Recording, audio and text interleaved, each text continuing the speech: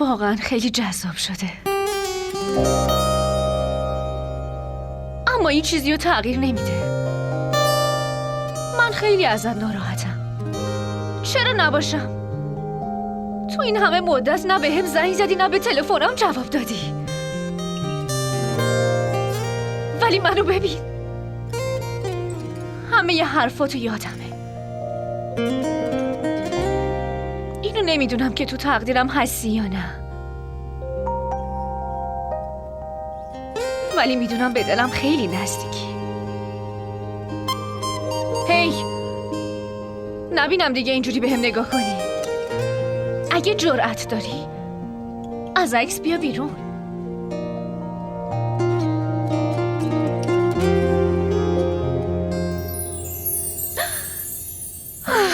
سلام خوشتیپ.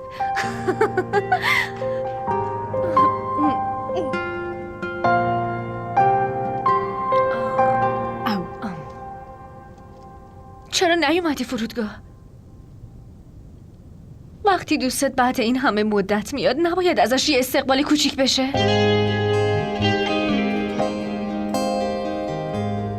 و اگه یه غریبه بدون اجازه بیاد و وارد اتاقت بشه باید با اون چی کار کرد؟ باید دستشو بگیرم و از اتاق بیرونش کنم، درسته؟ روحا، تو میخوای منو از اتاق بیرون کنی؟ من تو رو خفه میکنم. به به، شما یه جوری با هم دارین برخورد میکنین انگاری که خیلی صمیمی. روحام دیدی؟ فزه چقدر زیبا و بزرگتر شده.